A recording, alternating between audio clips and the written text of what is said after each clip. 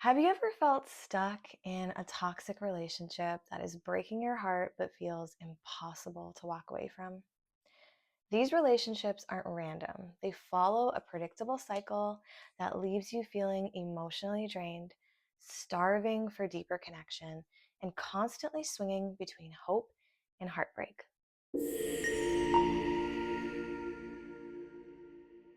Hi, friends. My name is Jade, and welcome to Well With Her. This channel is dedicated to empowering women to transform their pain into wisdom.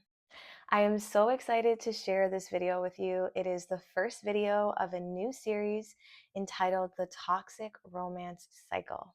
This series is based on a relationship model that I've developed that helps explain the hidden emotional and psychological patterns and dynamics of being in a long-term relationship with a partner who is persistently avoidant, neglectful, and emotionally abusive. The toxic romance cycle, or TRC, is made up of four distinct phases. Phase 1, reattachment. Phase 2, disillusionment. Phase 3, destabilization. And Phase 4, entrenchment. Each of these phases plays on your hopes, your fears, your investments, and your unresolved childhood wounds, creating a loop that is hard to escape. Whether you're in a situationship, a committed relationship, or a marriage, this cycle keeps you on an emotional roller coaster where moments of hope and connection are quickly followed by pain and disappointment. This cycle explains why no matter how hard you try to hold on, the relationship never truly feels stable. The purpose of this series is to help you pinpoint the patterns in your relationship that are draining you, explore the reasons why you tolerate behaviors that have chipped away at your self-worth, and gain the clarity you need to start making choices that better align with your values and your well-being. One of the hardest parts of this cycle is the constant wave of intense, conflicting emotions. You feel deeply hurt by your partner's actions, yet you desperately crave their love and reassurance. You might recognize the painful patterns repeating, yet cling to the hope that if you love them enough, they will finally change. It can feel impossible to make sense of what's happening, leaving you confused, overwhelmed, and emotionally drained. Something that helped me find peace and clarity amid my own journey through this cycle was journaling, giving myself space to process the hard emotions instead of just surviving them. To help you do the same, I've created a free workbook designed to help guide you through this cycle. Inside, you'll find soul-searching questions and a transformative activity tailored to each of the four phases of the cycle. It's all designed to help you untangle the emotions weighing heaviest on your heart. This workbook will help you pinpoint the areas in your relationship causing the most pain, uncover your core needs, and empower you to set healthy boundaries so you can make choices that truly honor your well-being. You can download it for free. Check the link in the description. Let's start with phase 1, reattachment. Reattachment is the first phase of the toxic romance cycle, and it marks the moment that you emotionally reconnect to your partner after a period of emotional distance, conflict, or even a physical separation. It doesn't always have to follow a breakup. Sometimes it's the quiet resolution after weeks of avoidance, or the unspoken decision to move forward after an argument. Let's look at a practical example. Let's say that you've been struggling for weeks trying to express how alone you feel in your relationship. You've exhausted yourself trying to explain how his emotional distance makes you feel invisible, how you need more support, more reassurance, and more connection. But he remains withdrawn, barely engaging, or even willing to take a step towards a compromise. The distance continues to grow. Maybe he avoids the conversation, brushes past you like a stranger in your own home, or denies that anything is even wrong to begin with. Eventually, this all reaches a breaking point. Maybe he storms out, refuses to talk, and gives you the silent treatment. Days go by, and the weight of this uncertainty becomes unbearable. You're drained, you're hurt, but you miss him. And in the deafening silence, you wrestle with the weight of it all. The questions eat away at you. How can he be so cold? What did I do wrong? Was this my fault?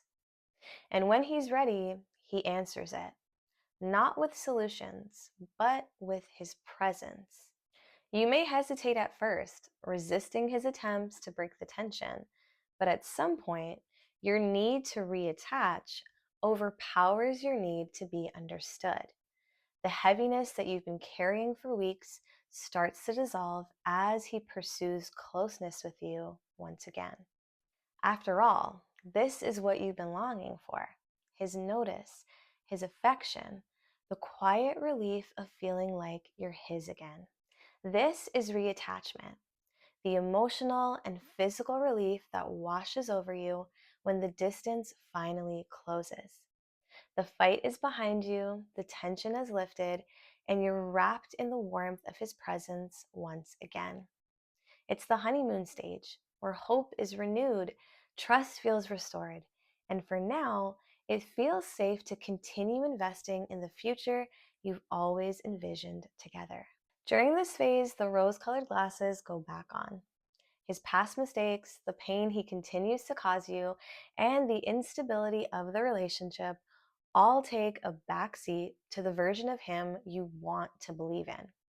This is called idealization, where you focus on his potential rather than the reality of his destructive patterns and the harm these behaviors have on you. And right now, everything he's doing seems to reinforce that potential. He's on his best behavior, making an effort to make it up to you in ways that feel meaningful. His words and his actions, no matter how small, seem like proof that he's capable of being the man you've always believed he could be. A partner who is emotionally available, validates your perspective, and communicates in a constructive way. At this phase, this might look like respecting the boundaries and conditions that you've set in place since you've reconciled. Maybe he's been taking an interest in your hobbies and your preferences, or he's putting in visible effort to support you with household responsibilities. This phase really does feel like a turning point. The relationship feels lighter, more affectionate, and more secure. You feel grounded, excited, and optimistic about the future. His sudden attentiveness, the way he listens to your point of view without becoming defensive, the small gestures of care, it all reinforces the belief that the relationship is finally improving. But beneath the surface, nothing has actually changed. What you're experiencing are what I call intimacy decoys, moments of warmth and closeness that come when you need it the most. In a stable relationship, this kind of affection is natural and it's consistent. But in this cycle, it's rare and it's unpredictable, only really showing up after conflict or distance, making it feel more meaningful. The topic of him neglecting your need for more support was never truly addressed. Maybe he apologized, took you out to dinner to make it up to you, or reassured you with a sentimental text about how much he loves and appreciates you. But those aren't solutions, they are decoys that shift your focus away from the unresolved issues.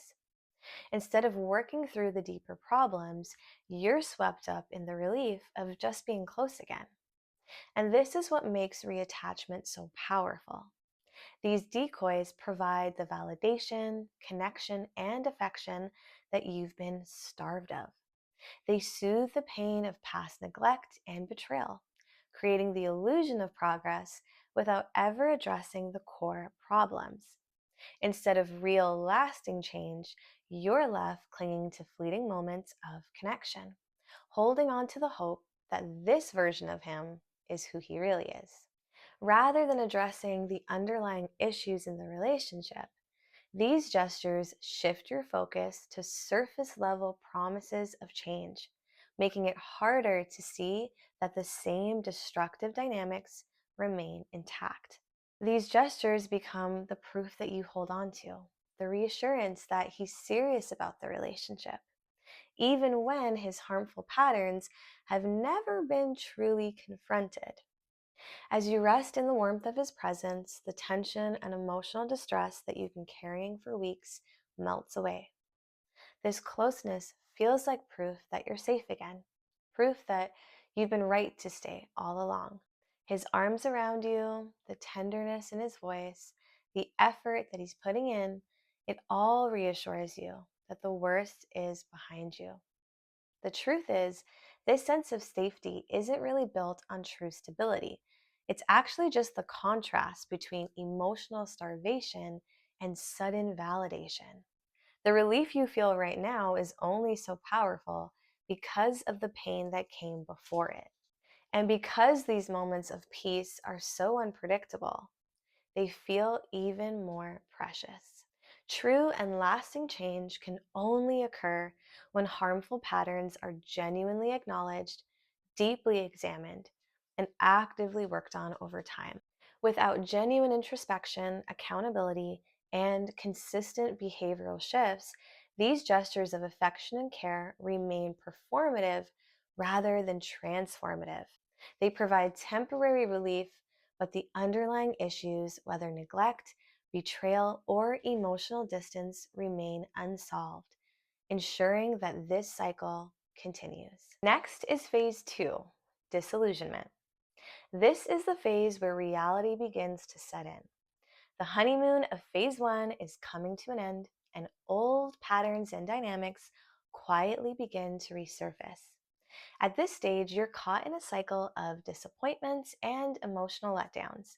Maybe he's been skipping therapy appointments, or he's gone back to crossing boundaries you both agreed were firmly set, or he's become more emotionally withdrawn, seeming less interested and enthusiastic about planning for your wedding. Little by little, these tensions build, communication and trust erode, and broken promises and unmet expectations begin to accumulate. During this phase, you fall back into overextending yourself, making excuses for your partner's growing lack of effort or their fading commitment to becoming a more supportive and engaging partner. Let's consider another practical example. Perhaps a prolonged imbalance in childcare responsibilities caused a major conflict, leading to a period of emotional distance. During the reattachment phase, he promised to take on the kids' bedtime routine 3 nights a week in an effort to rebuild trust and repair the relationship. During phase 1, he enthusiastically met this commitment, but recently, excuses have begun to pile up, requiring you to step in and gradually slip back into a place of overfunctioning. In a healthy partnership, responsibilities naturally ebb and flow, but this is not about a healthy give and take. It's about a pattern of neglect that leaves you feeling unsupported and overwhelmed, despite your many efforts to communicate. As tension, frustration, and disappointment build, you may feel like you're walking on eggshells, hesitating to hold him accountable out of fear he'll perceive your concerns as criticism. You worry that he'll accuse you of attacking him and blame you for undermining his progress or making him too upset to follow through on his promises. You don't want to be the one to provoke the rage, guilt tripping, punishment, or emotional withdrawal that all linger just beneath the surface of his calm demeanor. Deep down, you cling to the hope that staying quiet, managing everything with grace, and avoiding conflict will gain his notice, that he'll recognize your efforts and step up, willingly offering you the support that you so desperately need. But this silent compromise only leaves you feeling more invisible, as his lack of attentiveness deepens your sense of loneliness. Hypervigilance becomes especially pronounced in phase 2, leaving you in a constant state of anxiety as you try to maintain the fragile peace and avoid further conflict. In toxic relationships, hypervigilance is the heightened awareness of your partner's emotional state, where even minor changes in their tone or behavior register as warning signs to your nervous system because it's so familiar. This constant state of monitoring becomes a survival mechanism, driven by the instability of the relationship and a profound fear of abandonment, emotional invalidation, or losing the fragile connection you've worked so hard to maintain. You might find yourself trying to anticipate his needs, suppressing your own, and striving for perfection in an attempt to avoid upsetting him. You might find yourself trying to regain a sense of control, using indirect strategies to get your needs met without risking conflict. This might look like phrasing your concerns as casual suggestions instead of asking direct questions, or over explaining your feelings in hopes that he'll understand without becoming defensive, or creating situations where he's likely to show up for you without realizing it. In contrast, hypervigilance can also make you reactive, amplifying your emotional responses in ways that feel out of character. When you've spent so much time anticipating disappointment, neglect, or betrayal, your nervous system is in a constant state of alert, making it difficult to regulate your emotions in the moment. This might look like a heightened emotional reaction to situations that activate past wounds. Maybe he doesn't text you back for hours, and after experiencing his emotional withdrawal so many times before, panic starts to set in. Before you can stop yourself, you send a flood of messages, desperate for reassurance. When he finally responds, calm and dismissive, saying something like, "I was sleeping, you need to chill," you're left feeling embarrassed, ashamed, and questioning why you overreacted. Or perhaps he has a history of infidelity, and you notice something that seems off on his phone. Without thinking, you react. Your voice raises, accusations spill out, and frustration overtakes you. Instead of addressing your concerns, he turns it around on you, saying something like, "This is exactly why we fight. You're always assuming the worst." If this is you, you may recognize that your emotions feel heightened and even irrational at times. But what's really happening is that you're not reacting to a single moment.